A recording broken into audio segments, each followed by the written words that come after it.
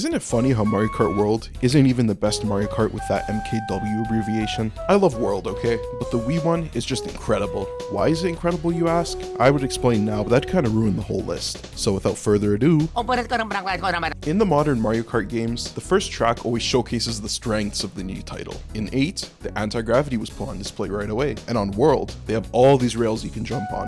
So what does the Wii one do? This game introduced tricks, and you'd think, oh, maybe they'd make a course that shows off that mechanic. Well, we have a total of 1 ramp on this track. I like this course aesthetically, but it definitely failed in teaching the players the new mechanics. If I thought Luigi's Circuit was like a 5 out of 10 track, this one is maybe like a 7.5, which really goes to show the quality of this game. Take Luigi's Circuit, add some extra layers of complexity on top of that, and boom, you have Daisy's Circuit.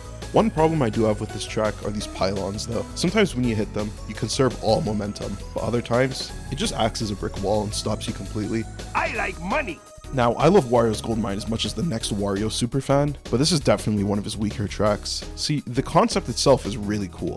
I mean, you're getting a tour of what Wario does with all that money, but this causes a significant problem. See, my main issue with the track boils down to this shortcut right here. This path is just so much faster than the regular path, but it is blocked by these minecarts half the time. And I know that the main solution would just be getting better, but Wario, come on, do you really need all that gold?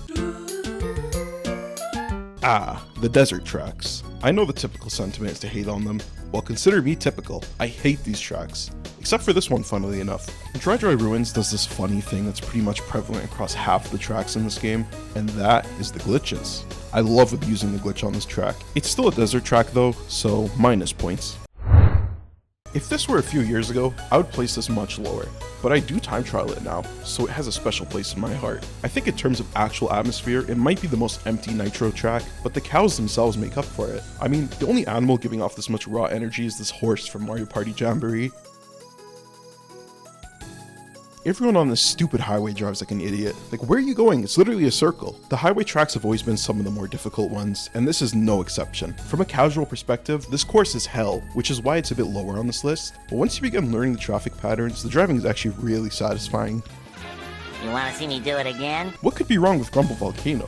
On paper, this is easily the most creative track. In execution, I hate it. Whenever you're driving and end up on a section that's about to fall under you, it ends up resulting in this weird bouncy effect that just completely takes you off course. Hot take, but I do believe the Mario Kart 8 version of this track is far superior. With that being said, I still do have a soft spot for this track because the world record is just really funny to watch.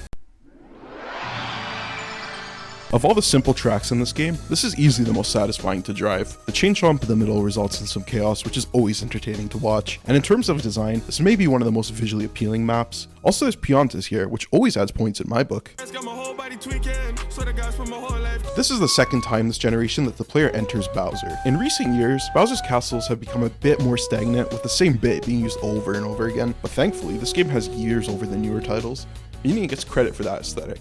This track is just fun to drive as well, and tricking off these ramps just does something for me. Listen up, we have a Grumble Volcano situation on our hands, albeit to a lower extent. Maple True is incredibly creative, but it has one major flaw. These wigglers.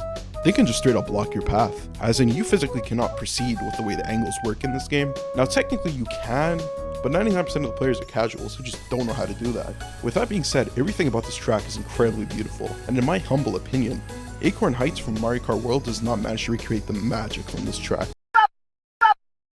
From this point forward, I think every track on this list is at least a top 15 Mario Kart track of all time.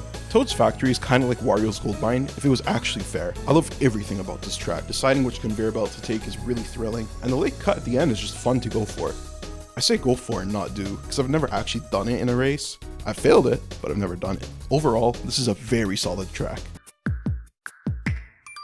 Yes, this would be many people's #1 spot, and depending on the day, it possibly could be mine, because this track, along with the next 4, are perfect in my opinion. As for the track itself, it has everything a great level needs. Creative shortcuts, an incredible aesthetic, and of course, Piantas.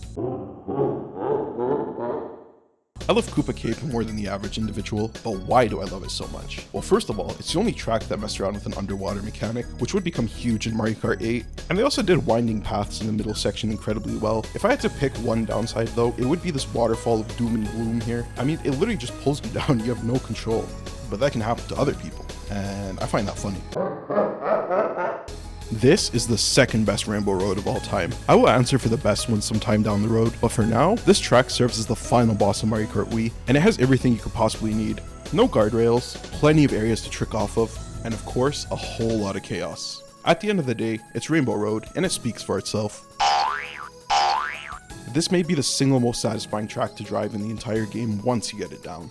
It's also probably the most technical track to time trial just because of the bounciness of everything. I mean, look at the non-glitched world record go. It's crazy.